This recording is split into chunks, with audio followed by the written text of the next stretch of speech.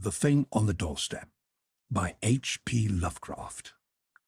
It is true that I have sent 6 bullets through the head of my best friend, and yet I hope to show by this statement that I am not his murderer.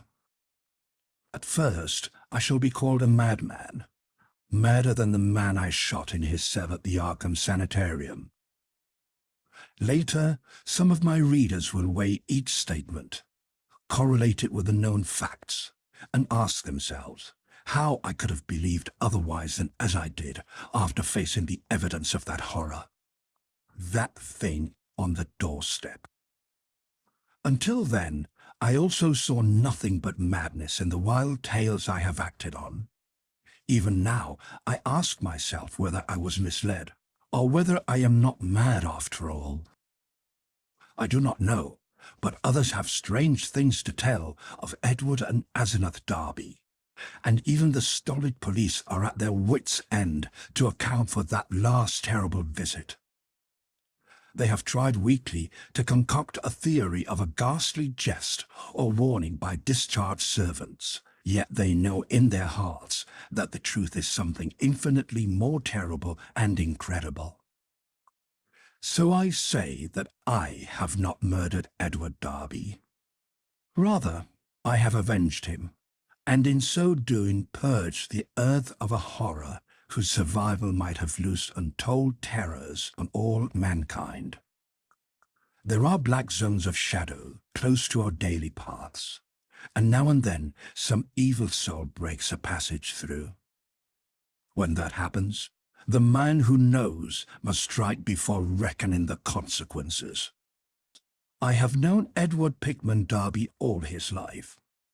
8 years my junior, he was so precocious that we had much in common from the time he was 8 and I 16.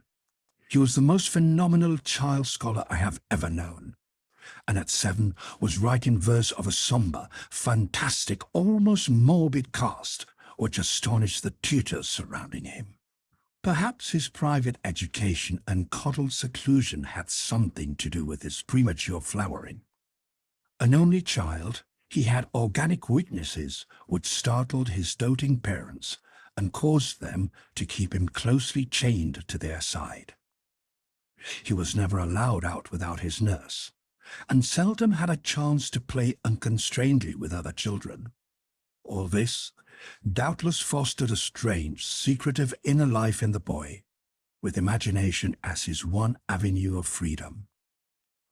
At any rate, his juvenile learning was prodigious and bizarre, and his facile writings such as to captivate me despite my greater age. About that time, I had learnings towards art of a somewhat grotesque cast, and I found in this younger child a rare kindred spirit. What lay behind our joint love of shadows and marvels was no doubt the ancient, mouldering and subtly fearsome town in which we lived, witch-cursed, legend-haunted Arkham, whose huddled, sagging gambrel roofs and crumbling Georgian balustrades brood out the centuries beside the darkly muttering Miskatonic. As time went by, I turned to architecture and gave up my design of illustrating a book of Edward's demoniac poems. Yet our comradeship suffered no lessening. Young Darby's odd genius developed remarkably, and in his 18th year, his collected nightmare lyrics made a real sensation when issued under the title Asenath and Other Horrors. He was a close correspondent of the notorious Baudelairian poet Justin Jeffrey, who wrote The People of the Monolith and died screaming in a madhouse in 1926 after a visit to a sinister, ill-regarded village in Hungary. In self-reliance and practical affairs, however, Darby was greatly retarded because of his coddled existence. His health had improved, but his habits of childish dependence were fostered by over-careful parents, so that he never traveled alone, made independent decisions, or assumed responsibilities. It was early seen that he would not be equal to a struggle in the business or professional arena, but the family fortune was so ample that this formed no tragedy. As he grew to years of manhood, he retained a deceptive aspect of boyishness, Blond and blue-eyed, he had the fresh complexion of a child, and his attempts to raise a moustache were discernible only with difficulty. His voice was soft and light, and his pampered, unexercised life gave him a juvenile chubbiness rather than the paunchiness of premature middle age. He was of good height, and his handsome face would have made him a notable gallant had not his shyness held him to seclusion and bookishness. Darby's parents took him abroad every summer, and he was quick to seize on the surface aspects of European thought and expression. His Poe-like talents turned more and more toward the decadent, and other artistic sensitivenesses and yearnings were half aroused in him. We had great discussions in those days. I had been through Harvard, had studied in a Boston architect's office, had married, and had finally returned to Arkham to practice my profession, settling in the family homestead in Saltonstall Street, since my father had moved to Florida for his health. Edward used to call almost every evening, till I came to regard him as one of the household. He had a characteristic way of ringing the doorbell, or sounding the knocker, that grew to be a veritable code signal, so that after dinner I always listened for the familiar 3 brisk strokes, followed by 2 more after a pause. Less frequently, I would visit at his house and note with envy the obscure volumes in his constantly growing library. Darby went through Miskatonic University in Arkham, since his parents would not let him board away from them. He entered at 16 and completed his course in 3 years, majoring in English and French literature and receiving high marks in everything but mathematics and the sciences. He mingled very little with the other students, though looking enviously at the daring, a bohemian set, whose superficially smart language and meaninglessly ironic pose he aped, and whose dubious conduct he wished he dared adopt. What he did do was to become an almost fanatical devotee of subterranean magical lore, for which Miskatonic's library was and is famous. Always a dweller on the surface of fantasy and strangeness, he now delved deep into the actual runes and riddles left by a fabulous past for the guidance or puzzlement of posterity. He read things like the frightful Book of Eibon, the Unaussprechlichen Kulten of von Junst, and the forbidden Necronomicon of the mad Arab Abdul al-Azred, though he did not tell his parents he had seen them. Edward was 20 when my son and only child was born, and seemed pleased when I named the newcomer Edward Darby Upton after him. By the time he was 25, Edward Darby was a prodigiously learned man and a fairly well-known poet and fantasist, though his lack of contacts and responsibilities had slowed down his literary growth by making his products derivative and overbookish. I was perhaps his closest friend, finding him an inexhaustible mine of vital theoretical topics, while he relied on me for advice in whatever matters he did not wish to refer to his parents. He remained single, more through shyness, inertia, and parental protectiveness than through inclination, and moved in society only to the slightest and most perfunctory extent. When the war came, both health and ingrained timidity kept him at home. I went to Plattsburgh for a commission, but never got overseas. So the years wore on. Edward's mother died when he was 34, and for months he was incapacitated by some odd psychological malady. His father took him to Europe, however, and he managed to pull out of his trouble without visible effects. Afterwards, he seemed to feel a sort of grotesque exhilaration, as if of partial escape from some unseen bondage. He began to mingle in the more advanced college set, despite his middle age, and was present at some extremely wild doings. On one occasion, paying heavy blackmail, which he borrowed of me, to keep his presence at a certain affair from his father's notice. Some of the whispered rumors about the wild Miskatonic set were extremely singular. There was even talk of black magic and of happenings utterly beyond credibility. Edward was 38 when he met Asenath Waite.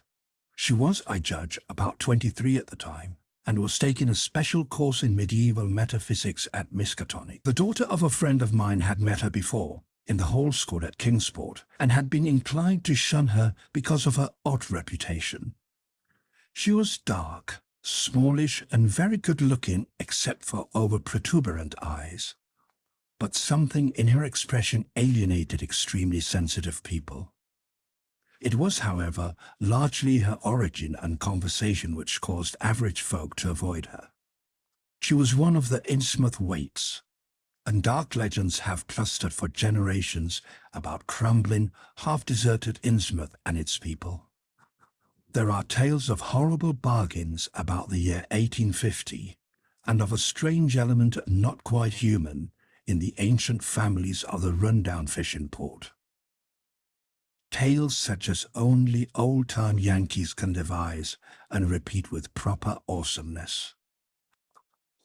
Asenath's case was aggravated by the fact that she was Ephraim Waite's daughter, the child of his old age by an unknown wife who always went veiled. Ephraim lived in a half-decayed mansion in Washington Street, Innsmouth, and those who had seen the place, Arkham folk avoid going to Innsmouth whenever they can, declared that the attic windows were always boarded, and that strange sounds sometimes floated from within as evening drew on. The old man was known to have been a prodigious magical student in his day, and legend averred that he could raise or quell storms at sea according to his whim. I had seen him once or twice in my youth as he came to Arkham to consult forbidden tomes at the college library, and had hated his wolfish, saturnine face with its tangle of iron-grey beard. He had died insane, under rather queer circumstances, just before his daughter, by his will made a nominal ward of the principal, entered the Hall School, but she had been his morbidly avid pupil, and looked fiendishly like him at times. The friend whose daughter had gone to school with Asenath Waite repeated many curious things when the news of Edward's acquaintance with her began to spread about. Asenath, it seemed, had posed as a kind of magician at school, and had really seemed able to accomplish some highly baffling marvels. She professed to be able to raise thunderstorms, though her seeming success was generally laid to some uncanny knack at prediction. All animals markedly disliked her, and she could make any dog howl by certain motions of her right hand.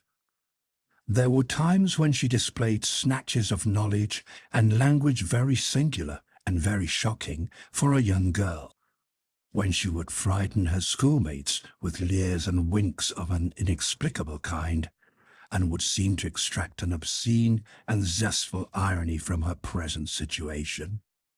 Most unusual, though, were the well-attested cases of her influence over other persons. She was beyond question a genuine hypnotist. By gazing peculiarly at a fellow student, she would often give the latter a distinct feeling of exchange personality, as if the subject were placed momentarily in the magician's body and able to stare half across a room at her real body, whose eyes blazed and protruded with an alien expression. Asenath often made wild claims about the nature of consciousness and about its independence of the physical frame, or at least from the life processes of the physical frame. Her crowning rage, however, was that she was not a man, since she believed a male brain had certain unique and far-reaching cosmic powers. Given a man's brain, she declared, she could not only equal, but surpass her father in mastery of unknown forces. Edward met Asenath at a gathering of intelligentsia held in one of the students' rooms, and could talk of nothing else when he came to see me the next day. He had found her full of the interests and erudition which engrossed him most, and was, in addition, widely taken with her appearance. I had never seen the young woman, and recalled casual references only faintly, but I knew who she was. It seemed rather regrettable that Darby should become so upheaved about her. But I said nothing to discourage him, since infatuation thrives in opposition. He was not, he said, mentioning her to his father. In the next few weeks I heard of very little but Asenath from young Darby. Others now remarked Edward's autumnal gallantry, though they agreed that he did not look even nearly his actual age, or seem at all inappropriate as an escort for his bizarre divinity. He was only a trifle paunchy, despite his indolence and self-indulgence, and his face was absolutely without lines. Asenath, on the other hand, had the premature crow's feet, which come from the exercise of an intense will. About this time, Edward brought the girl to call on me, and I at once saw that his interest was by no means one-sided. She eyed him continually with an almost predatory air, and I perceived that their intimacy was beyond untangling. Soon afterwards, I had a visit from old Mr. Darby, whom I had always admired and respected. He had heard the tales of his son's new friendship, and had wormed the whole truth out of the boy. Edward meant to marry Asenath, and had even been looking at houses in the suburbs. Knowing my usually great influence with his son, the father wondered if I could help to break the ill-advised affair off. But I regretfully expressed my doubts. This time, it was no longer a question of Edward's weak will, but of the woman's strong will.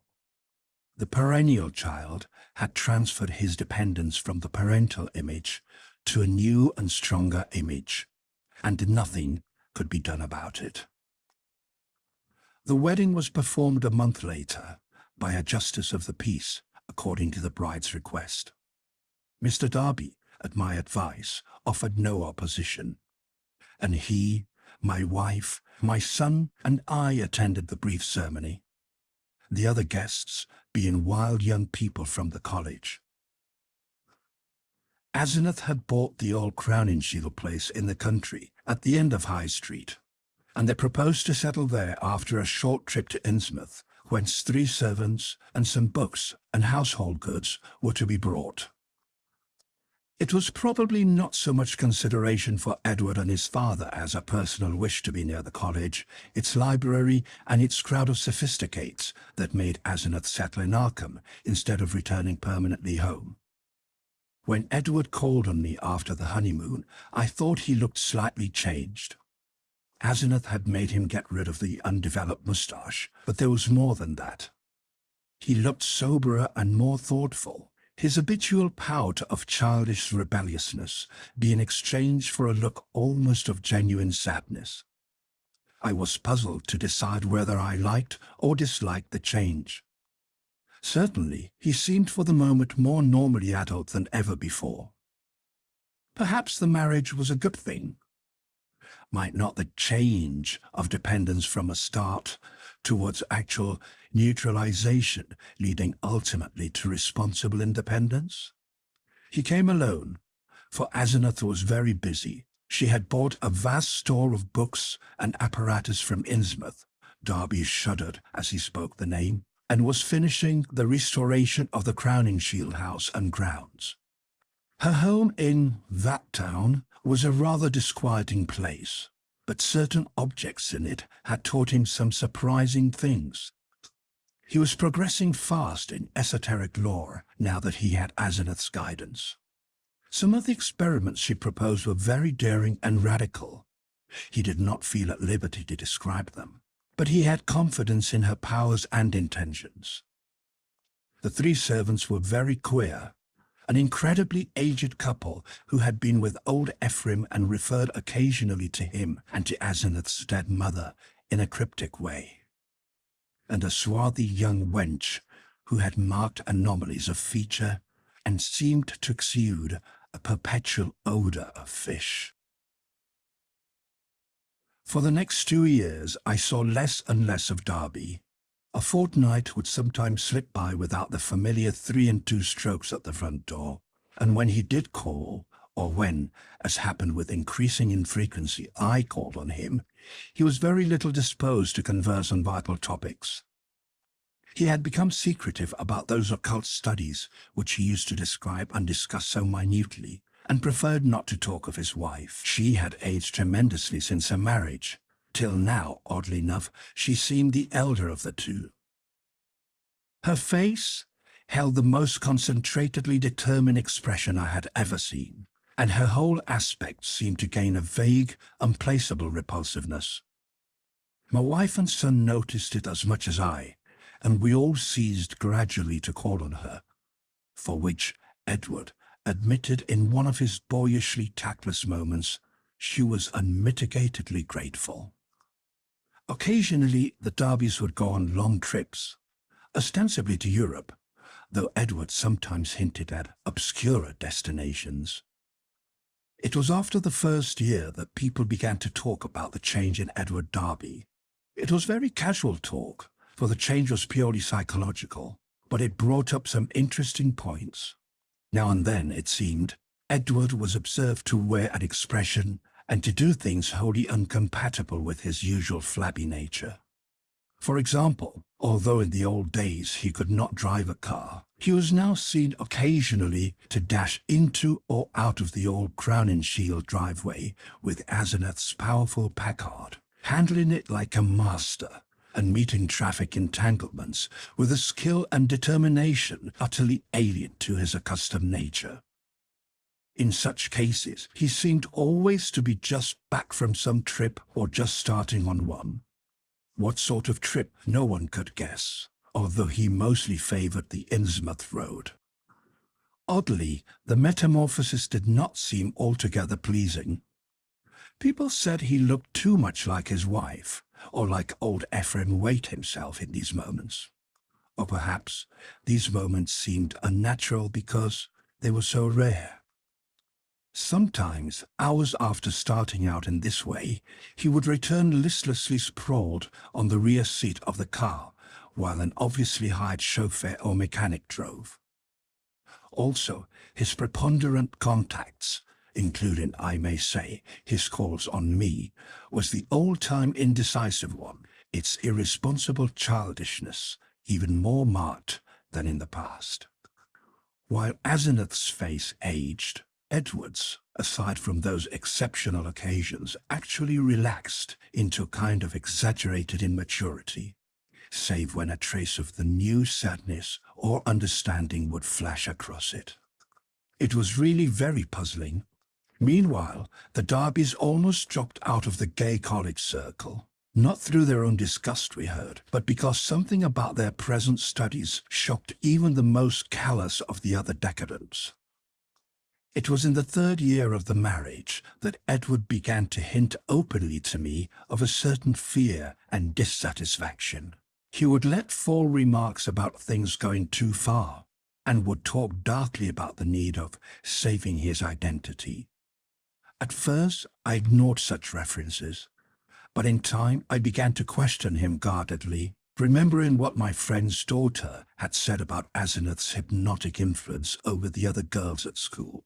The cases where students had thought they were in her body looking across the room at themselves. This questioning seemed to make him at once alarmed and grateful, and once he mumbled something about having a serious talk with me later. About this time, old Mr. Darby died, for which I was afterwards very thankful. Edward was badly upset, though by no means disorganized.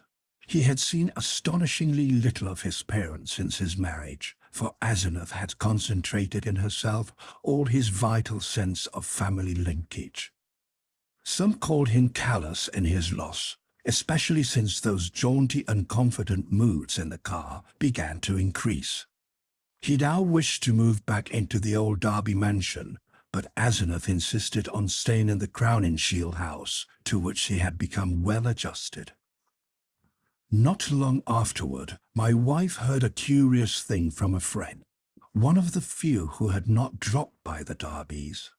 She had been out to the end of High Street to call on the couple, and had seen a car shoot briskly out of the drive, with Edward's oddly confident and almost sneering face above the wheel. Ringing the bell, she had been told by the repulsive wench that Asenath was also out, but had chanced to look up at the house in leaving.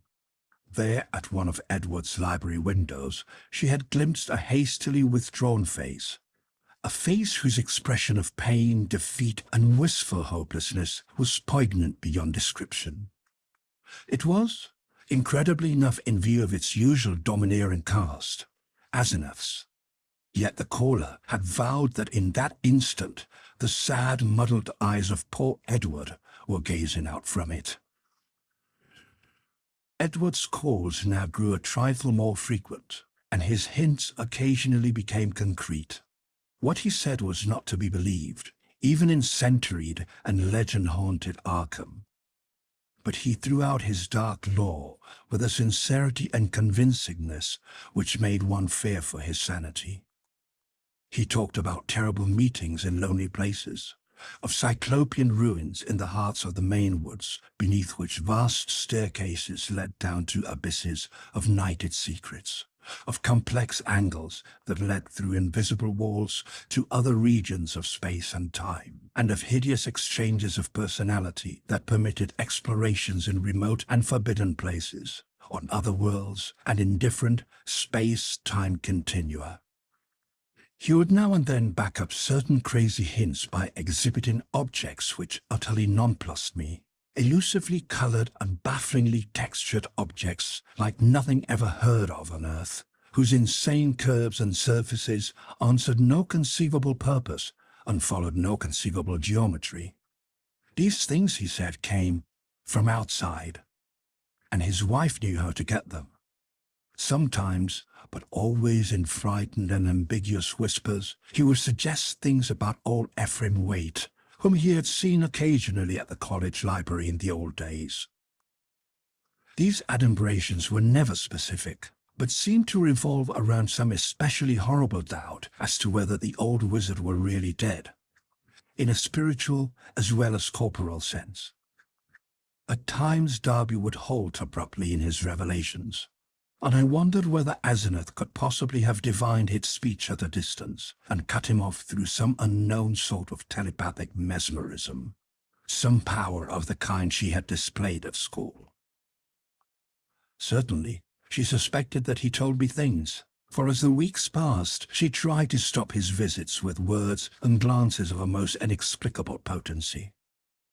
Only with difficulty could he get to see me, for although he would pretend to be going somewhere else, some invisible force would generally clog his motions or make him forget his destination for the time being. His visits usually came when Asenath was away in her own body, as he once oddly put it. She always found out later. The servants watched his goings and comings, but evidently she thought it inexpedient to do anything drastic. Darby had been married more than 3 years on that August day when I got the telegram from Maine.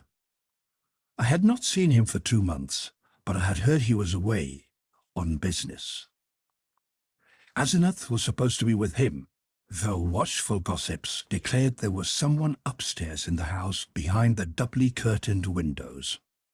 They had watched the purchases made by the servants, and now the town marshal of Chesuncook had wired of the draggled madman who stumbled out of the woods with delirious ravings and screamed to me for protection. It was Edward, and he had just been able to recall his own name and my name and address. Chesuncook is close to the wildest, deepest, and least explored forest belt in Maine, and it took a whole day of feverish jolting through fantastic and forbidding scenery to get there in a car. I found Darby in a cell at the town farm, vacillating between frenzy and apathy. He knew me at once, and began pouring out a meaningless, half-incoherent torrent of words in my direction. Dan, for God's sake, the pit of the Shoggoths, down the 6,000 steps, the abomination of abominations. I never would let her take me, and then I found myself there. Shub Nigorath. The shape rose up from the altar, and there were 500 that howled. The hooded thing bleated, "Come on." That was old Ephraim's secret name in the coven. I was there, where she promised she wouldn't take me. A minute before, I was locked in the library, and then I was there where she had gone with my body, in the place of utter blasphemy, the unholy pit where the black realms begin and the watcher guards the gate. I saw a Shoggoth. It changed shape. I can't stand it. I won't stand it. I'll kill her if she ever sends me there again. I'll kill that entity. Her, him, it. I'll kill it. I'll kill it with my own hands. It took me an hour to quiet him, but he subsided at last. The next day, I got him decent clothes in the village and set out with him for Arkham. His fury of hysteria was spent, and he was inclined to be silent, though he began muttering darkly to himself when the car passed through Augusta, as if the sight of a city aroused unpleasant memories. It was clear that he did not wish to go home, and considering the fantastic delusions he seemed to have about his wife, delusions undoubtedly springing from some actual hypnotic ordeal to which he had been subjected, I thought it would be better if he did not. I resolved, put him up myself for a time, no matter what unpleasantness it would make with Asenath. Later, I would help him get a divorce, for most assuredly there were mental factors which made this marriage suicidal for him. When we struck open country again, Darby's muttering faded away, and I let him nod and drowse on the seat beside me as I drove. During our sunset dash through Portland, the muttering commenced again, more distinctly than before, and as I listened, I caught a stream of utterly insane drivel about Asenath.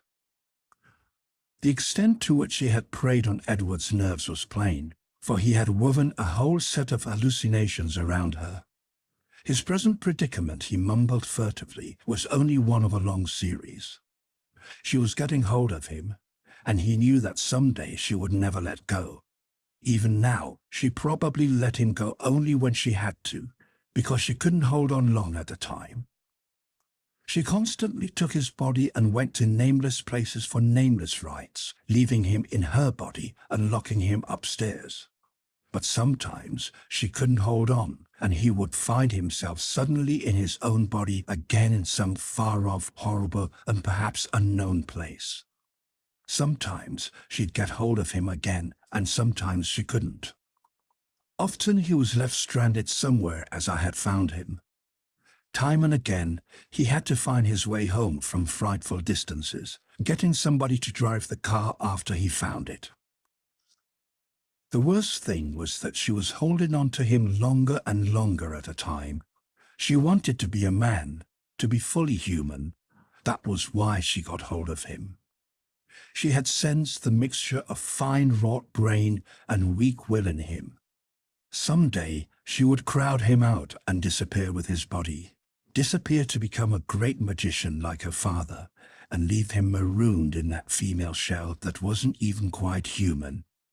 Yes, he knew about Innsmouth blood now. There had been traffic with things from the sea. It was horrible. And old Ephraim, he had known the secret, and when he grew old, did a hideous thing to keep alive. He wanted to live forever. Asenath would succeed. One successful demonstration had taken place already. As Darby muttered on, I turned to look at him closely, verifying the impression of change which an early scrutiny had given me. Paradoxically, he seemed in better shape than usual, harder, more normally developed, and without the trace of sickly flabbiness caused by his indolent habits. It was as if he had been really active and properly exercised for the first time in his coddled life, and I judged that Asenath's force must have pushed him into unwanted channels of motion and alertness. But just now, his mind was in a pitiable state, for he was mumbling wild extravagances about his wife, about black magic, about old Ephraim, and about some revelation which would convince even me. He repeated names which I recognized from bygone browsings in forbidden volumes, and at times made me shudder with a certain thread of mythological consistency, of convincing coherence, which ran through his maundering. Again and again he would pause, as if to gather courage for some final and terrible disclosure. Dan, don't you remember him? The wild eyes and the unkempt beard that never turned white. He glared at me once, and I never forgot it. Now she glares that way, and I know why. He found it in the Necronomicon, the formula. I don't dare tell you the page yet, but when I do, you can read and understand. Then you will know what has engulfed me. On, body to body to body. He means never to die. The life glow. He knows how to break the link. It can flicker on a while, even when the body is dead. I'll give you hints, and maybe you'll guess. Listen, Dan, do you know why my wife always takes such pains with that silly backhand writing? Have you ever seen a manuscript of old Ephraim's? Do you know why I shivered when I saw some hasty notes Asenath had jotted down? Asenath, is there such a person? Or why did they half think there was poison in old Ephraim's stomach? Why do the Gilmans whisper about the way he shrieked, like a frightened child, when he went mad and Asenath locked him up in the padded attic room where the other had been? Was it old Ephraim's soul that was locked in? Who locked in whom? Why had he been looking for months for someone with a fine mind and a weak will? Why did he curse that his daughter wasn't a son? Tell me, Daniel Upton, what devilish exchange was perpetrated in the house of horror, where that blasphemous monster had his trusting, weak-willed, half-human child at his mercy? Didn't he make it permanent, as she'll do in the end with me? Tell me why that thing that calls itself Asenath writes differently when off guard, so that you can't tell its script from... Then the thing happened.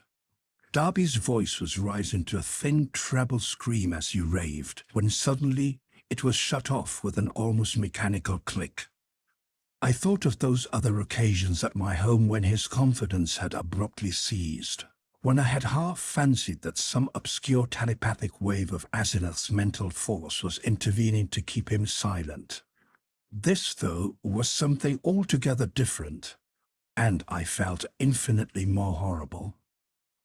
The face beside me was twisted almost unrecognizably for a moment, while through the body there passed a shivering motion, as if all the bones, organs, muscles, nerves and glands were readjusting themselves to a radically different posture, set of stresses and general personality. Just where the supreme horror lay, I could not for my life tell. Yet there swept over me such a swamping wave of sickness and repulsion, such a freezing, petrifying sense of utter alienage and abnormality, that my grasp of the wheel grew feeble and uncertain. The figure beside me seemed less like a lifelong friend than like some monstrous intrusion from outer space, some damnable, utterly accursed focus of unknown and malign cosmic forces.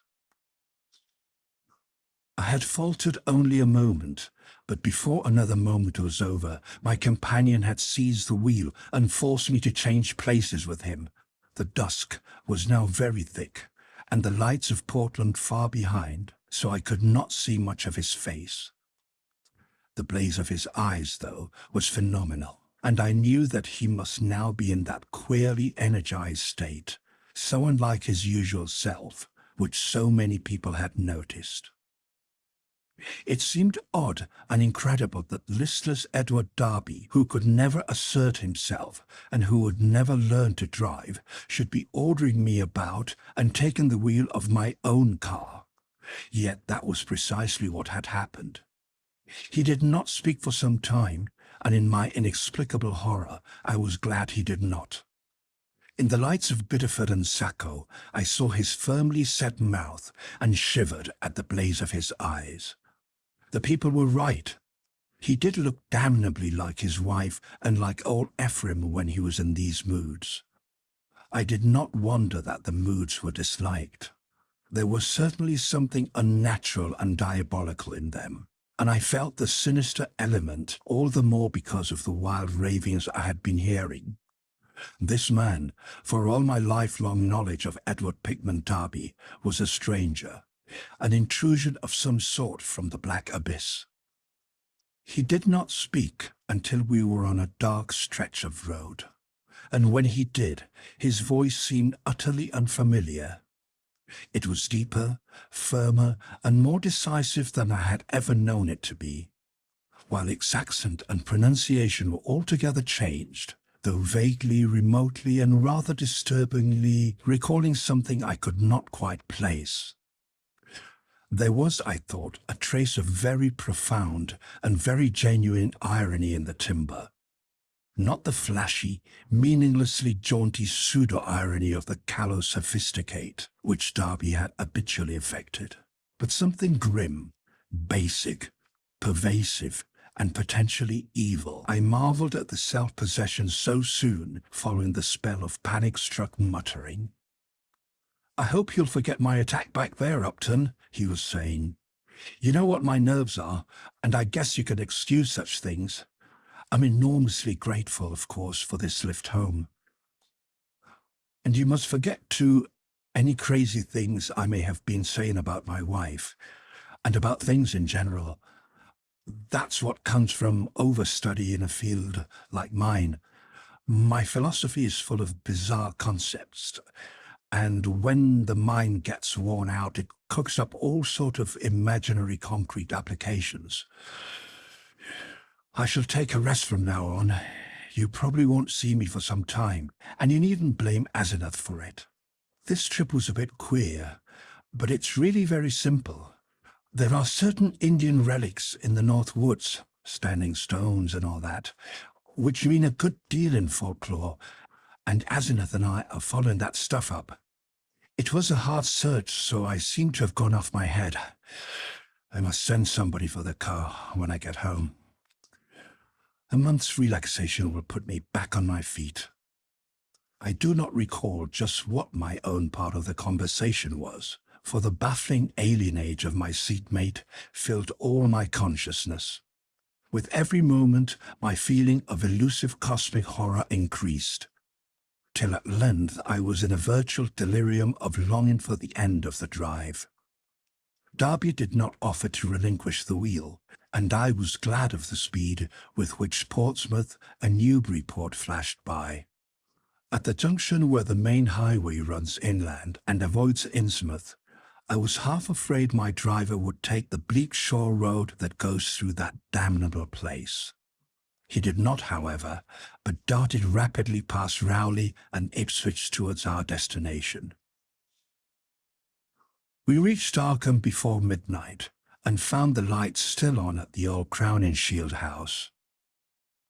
Darby left the car with a hasty repetition of his thanks, and I drove home alone with a curious feeling of relief. It had been a terrible drive, all the more terrible because I could not quite tell why, and I did not regret Darby's forecast of a long absence from my company. The next 2 months were full of rumours. People spoke of seeing Darby more and more in his new energized state, and Asenath was scarcely ever into her few quarters. I had only one visit from Edward, when he called briefly in Asenath's car, duly reclaimed from wherever he had left it in Maine, to get some books he had lent me. He was in his new state, and paused only long enough for some evasively polite remarks, It was plain that he had nothing to discuss with me when in this condition, and I noticed that he did not even trouble to give the old 3 and 2 signal when ringing the doorbell. As on that evening in the car, I felt a faint, infinitely deep horror which I could not explain, so that his swift departure was a prodigious relief. In mid-September, Darby was away for a week, and some of the decadent college set talked knowingly of the matter, hinting at a meeting with a notorious cult leader, later expelled from England, who had established headquarters in New York. For my part, I could not get that strange ride from Maine out of my head. The transformation I had witnessed had affected me profoundly, and I caught myself again and again trying to account for the thing, and for the extreme horror it had inspired in me. But the oddest rumours were those about the sobbing in the old Crowninshield house.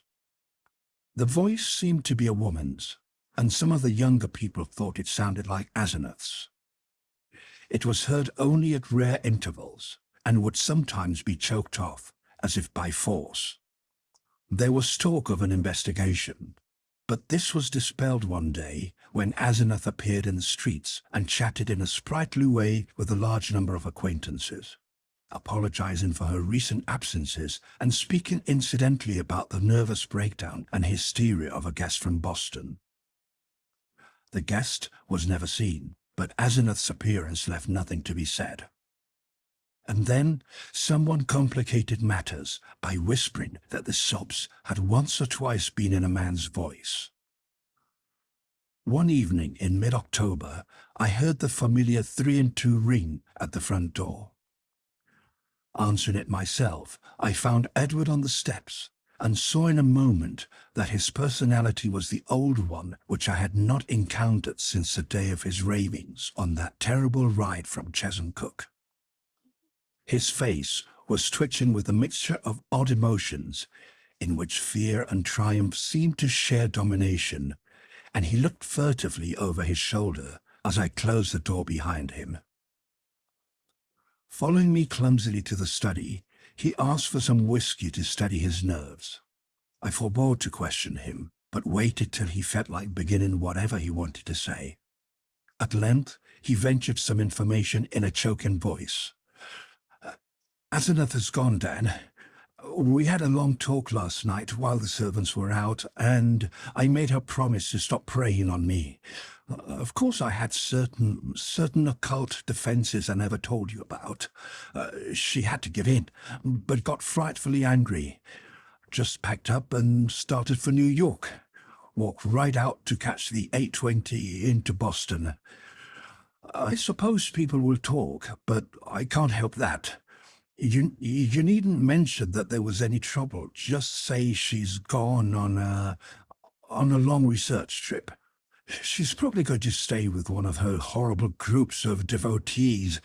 I hope she'll go west and get a divorce. Anyhow, I've made her promise to keep away and let me alone. It was horrible, Dan. She was stealing my body, crowding me out, making a prisoner of me. I laid low and pretended to let her do it, but I had to be on the watch. I could plan if I was careful, for she can't read my mind literally, or in detail. All she could read of my planning was a sort of general mood of rebellion, and she always thought I was helpless. Never thought I could get the best of her. But I had a spell or two that worked." Darby looked over his shoulder and took some more whiskey. "I paid off those damn servants this morning when they got back. They were ugly about it and asked questions, but they went. They're her kind, Innsmouth people, and were hand and glove with her. I hope they'll let me alone. I didn't like the way they laughed when they walked away. I must get as many of Dad's old servants again as I can. I'll move back home now. I suppose you think I'm crazy, Dan, but Arkham history ought to hint at things that back up when I've told you. And what I'm going to tell you. You've seen one of the changes too. In your car, After I told you about Asenath that day coming home from Maine, that was when she got me, drove me out of my body. The last thing of the ride I remember was when I was all worked up trying to tell you what that she-devil is. Then she got me, and in a flash I was back at the house, in the library, where those damn servants had locked me up, and that cursed fiend's body. That isn't even human. You know, it was she you must have ridden home with, that preying wolf in my body. You ought to have known the difference. I shuddered as Darby paused. Surely I had known the difference. Yet could I accept an explanation as insane as this? But my distracted caller was growing even wilder. I had to save myself. I had to, Dan. She'd have got to me for good at Hallowmas. They hold a Sabbat up there beyond Chesuncook, and the sacrifice would have clinched things, and she'd have got me for good. She'd have been I, and I'd have been she, forever. Too late. My body'd have been hers for good. She'd have been a man and fully human, just as she wanted to be. I suppose she'd have put me out of the way, killed her own ex-body with me in it. Damn her. Just as she did before. Just as he or it did before. Edward's face was now atrociously distorted, and he bent it uncomfortably close to mine as his voice fell to a whisper. You must know what I hinted in the car, that she isn't Asenath at all, but really old Ephraim himself. I suspected it 1.5 years ago, but I know it now. Her handwriting shows it when she's off guard. Sometimes she jots down a note in writing that's just like her father's manuscripts, stroke for stroke. And sometimes she says things that nobody but an old man like Ephraim could say. He changed forms with her when he felt death coming. She was the only one he could find, with the right kind of brain and a weak enough will. He got her body permanently, just as she almost got mine, and then poisoned the old body he'd put her into. Haven't you seen old Ephraim's soul glaring out of that she-devil's eyes dozens of times? And out of mine, when she had control of my body. The whisperer was panting and paused for breath. I said nothing, and when he resumed, his voice was nearer normal. This, I reflected, was a case for the asylum, but I would not be the one to send him there. Perhaps time and freedom from Asenath would do its work. I could see that he would never wish to dabble in morbid occultism again. I'll tell you more later. I must have a long rest now. I'll tell you something of the forbidden horrors she led me into. Something of the age-old horrors that even now are festering in the out-of-the-way corners with a few monstrous priests to keep them alive. Some people know things about the universe that nobody ought to know, and can do things that nobody ought to be able to do. I've been in it up to my neck, but that's the end. Today, I'd burn that damn Necronomicon and all the rest if I were librarian at Miskatonic. But she can't get me now. I must get out of that accursed house as soon as I can and settle down at home. You'll help me, I know, if I need help. Those devilish servants, you know, and if people should get too inquisitive about Asenath. You see, I can't give them her address. Then there are certain groups of searchers, certain cults, you know, that might misunderstand our breaking up. Some of them have damnably curious ideas and methods. I know you'll stand by me if anything happens, even if I have to tell you a lot that will shock you. I had Edward stay and sleep in one of the guest chambers that night, and in the morning he seemed calmer. We discussed certain possible arrangements for his moving back into the Derby mansion, and I hoped he would lose no time in making the change. He did not call the next evening, but I saw him frequently during the ensuing weeks. We talked as little as possible about strange and unpleasant things, but discussed the renovation of the old Derby house and the travels which Edward promised to take with my son and me the following summer. Of Asenath we said almost nothing, for I saw that the subject was a peculiarly disturbing one. Gossip, of course, was rife, but that was no novelty in connection with the strange menage at the old Crowningshield house. One thing I did not like was what Derby's banker let fall in an over-expensive mood at the Miskatonic Club. About the cheques Edward was sending regularly to a Moses and Abigail Sargent and a Eunice Babson in Innsmouth. That looked as if those evil-faced servants were extorting some kind of tribute from him. Yet he had not mentioned the matter to me. I wished that the summer and my son's Harvard vacation would come, so that we could get Edward to Europe. He was not, I soon saw, mending as rapidly as I had hoped he would, for there was something a bit hysterical in his occasional exhilaration, while his moods of fright and depression were altogether too frequent.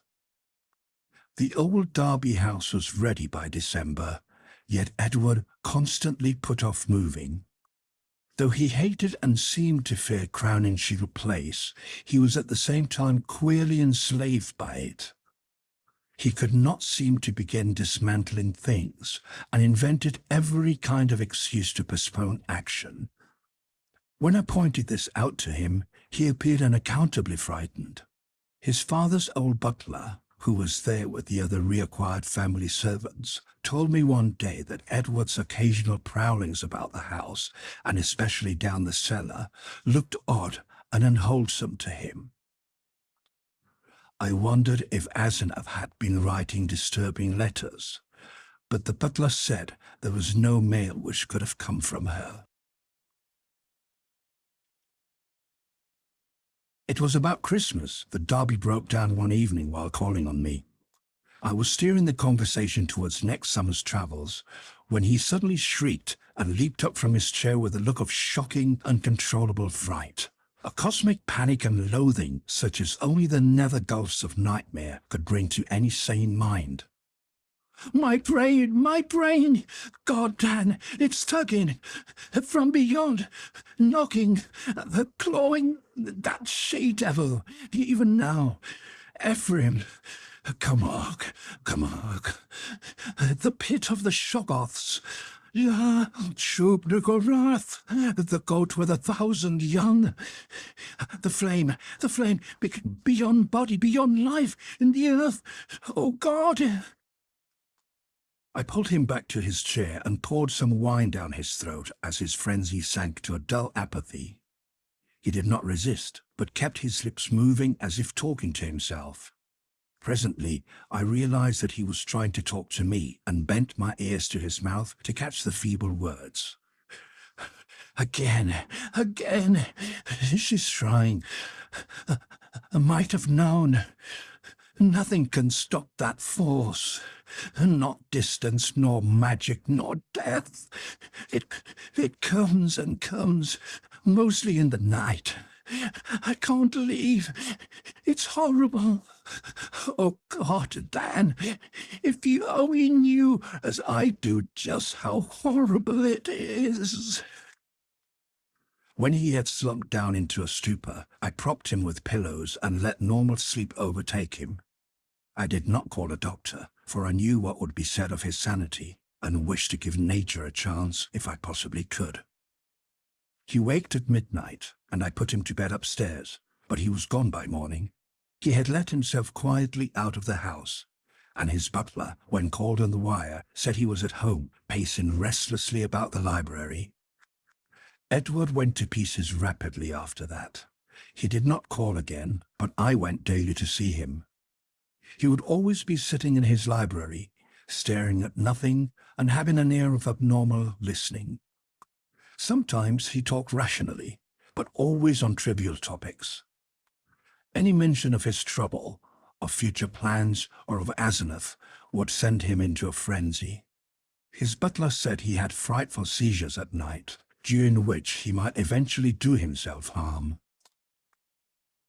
I had a long talk with his doctor, banker, and lawyer, and finally took the physician with 2 specialist colleagues to visit him.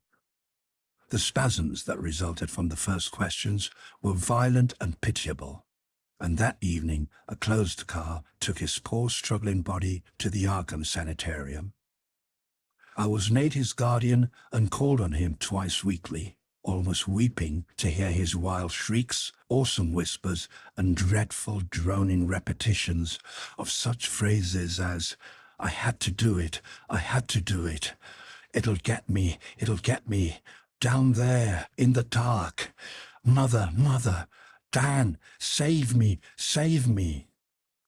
How much hope of recovery there was, no one could say, but I tried my best to be optimistic. Edward must have a home if he emerged, so I transferred his servants to the Derby mansion, which would surely be his sane choice. What to do about the Crowning Shield place with its complex arrangements and collections of utterly inexplicable objects, I could not decide. So I left it momentarily untouched, telling the Derby housemaid to go over and dust the chief rooms once a week, and ordering the furnace man to have a fire on those days. The final nightmare came before Candlemas, heralded in cruel irony by a false gleam of hope. One morning, late in January, the sanitarium telephoned to report that Edward's reason had suddenly come back. His continuous memory, they said, was badly impaired, but sanity itself was certain. Of course, he must remain some time for observation, but there could be little doubt of the outcome. All going well, he would surely be free in a week. I hastened over in a flood of delight, but stood bewildered when a nurse took me to Edward's room. The patient rose to greet me, extending his hand with a polite smile. But I saw in an instant that he bore the very strangely energized personality which had seemed so foreign to his own nature. The competent personality I had found so vaguely horrible, and which Edward himself had once vowed was the intruding soul of his wife. There was the same blazing vision, so like Asenath's and old Ephraim's, and the same firm mouth. And when he spoke, I could sense the same grim, pervasive irony in his voice. The deep irony so redolent of potential evil. This was a person who had driven my car through the night 5 months before. The person I had not seen since that brief call when he had forgotten the old-time doorbell signal and stirred such nebulous fears in me. And now he filled me with the same dim feeling of blasphemous alienage and ineffable cosmic hideousness. He spoke affably of arrangements for release, and there was nothing for me to do but assent, despite some remarkable gaps in his recent memories. Yet I felt that something was terribly, inexplicably wrong and abnormal. There were horrors in this thing that I could not reach.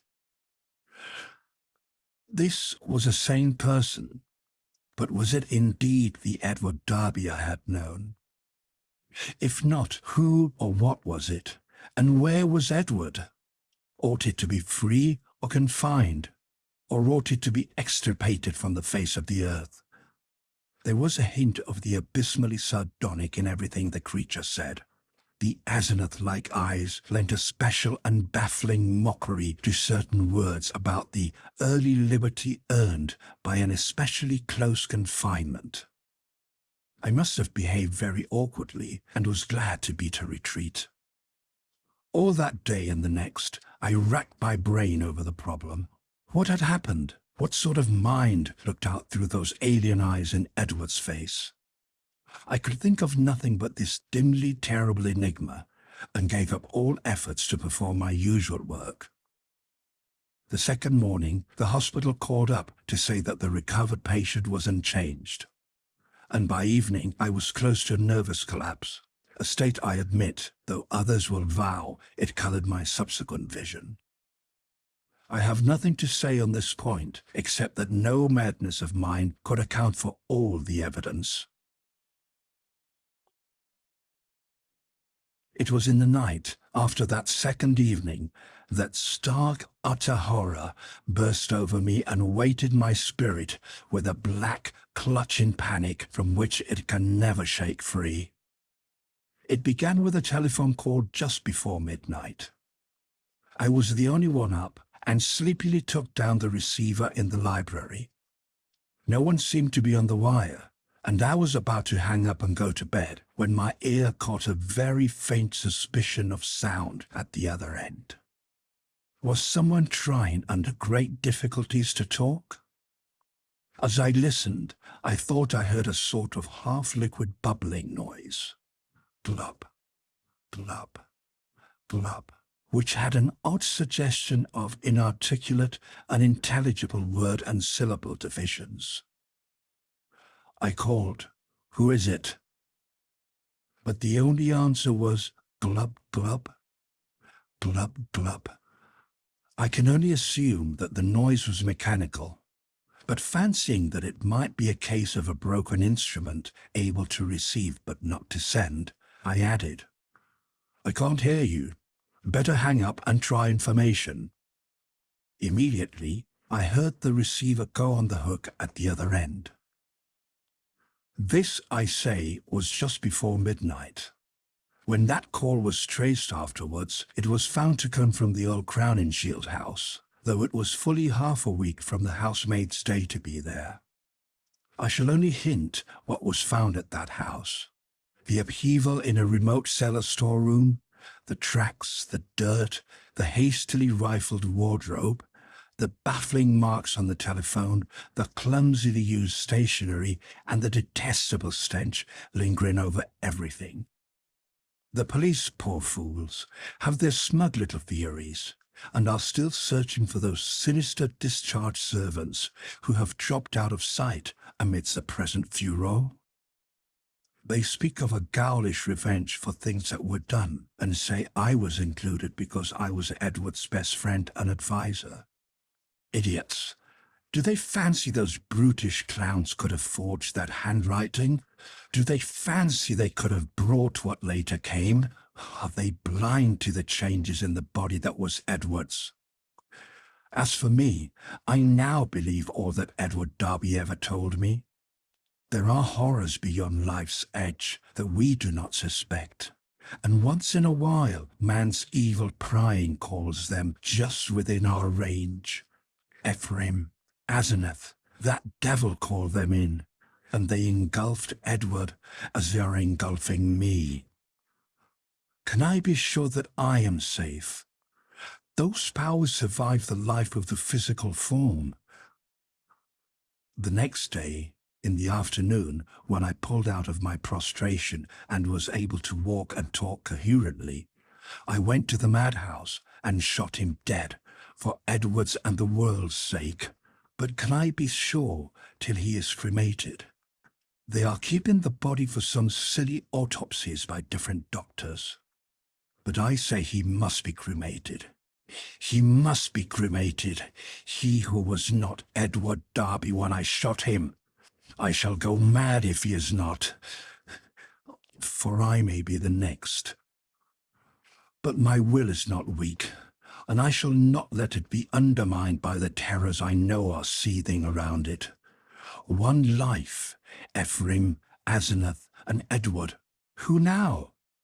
I will not be driven out of my body. I will not change souls with that bullet-ridden lich in the madhouse. But let me try to tell coherently of that final horror.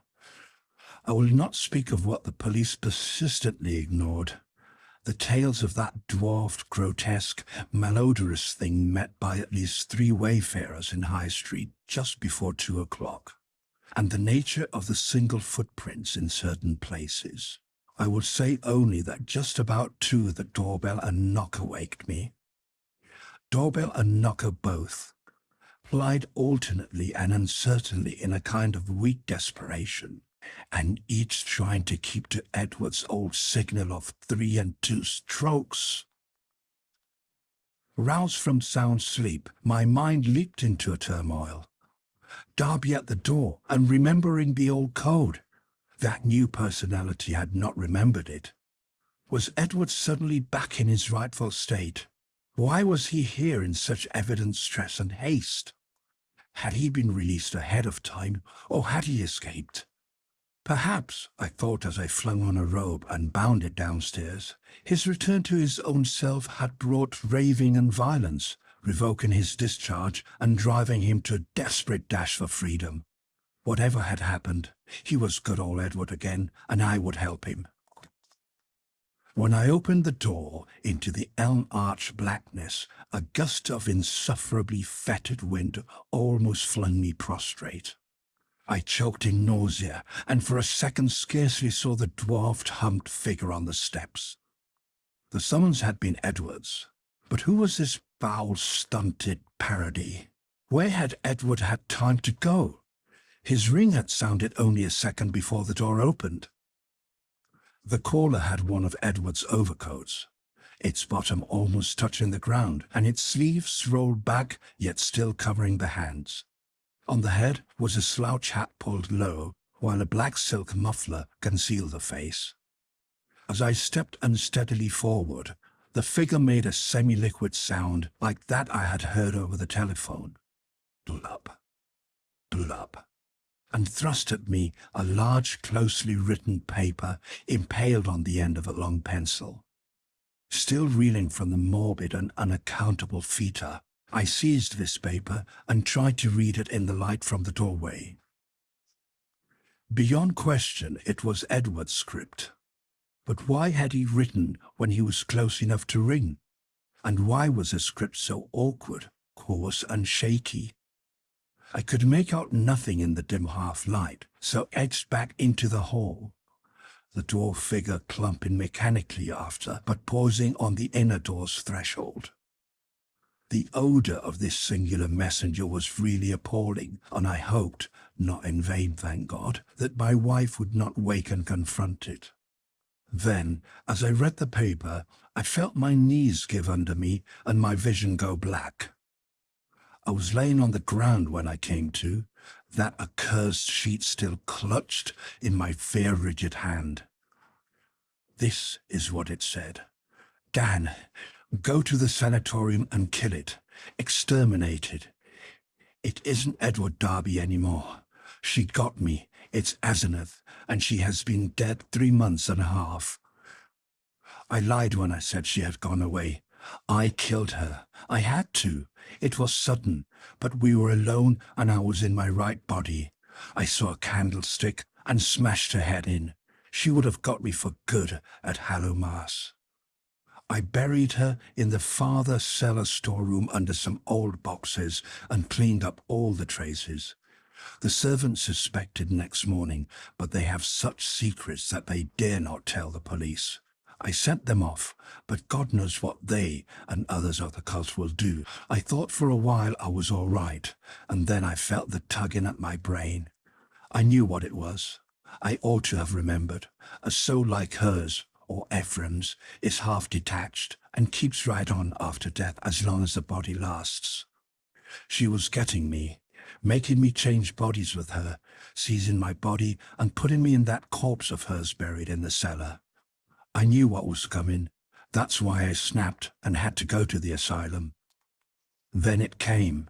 I found myself choked in the dark, in Asenath's rotting carcass, down there in the cellar under the boxes where I put it. And I knew she must be in my body at the sanitarium, permanently. For it was after Hallowmass, and the sacrifice would work even without her being there. Sane and ready for release as a menace to the world. I was desperate, and in spite of everything, I clawed my way out. I'm too far gone to talk. I couldn't manage to telephone, but I can still write. I'll get fixed up somehow and bring you this last word and warning. Kill that fiend if you value the peace and comfort of the world. See that it's cremated. If you don't, it will live on and on, body to body, forever, and I can't tell you what it will do. Keep clear of black magic, Dan. It's the devil's business. Goodbye. You've been a great friend. Tell the police whatever they'll believe. And I'm damnably sorry to drag all this on you. I'll be at peace before long. This thing won't hold together much more. Hope you can read this. And kill that thing. Kill it. Yours, Ed. It was only afterward that I read the last half of this paper, for I had fainted at the end of the third paragraph. I fainted again when I saw and smelled what cluttered up the threshold where the warm air had struck it. The messenger would not move or have consciousness anymore. The butler, tougher fibred than I, did not faint at what met him in the hall in the morning. Instead, he telephoned the police. When they came, I had been taken upstairs to bed, but the other mass lay where it had collapsed in the night. The men put handkerchiefs to their noses. What they finally found inside Edward's oddly assorted clothes was mostly liquescent horror. There were bones too, and a crushed-in skull.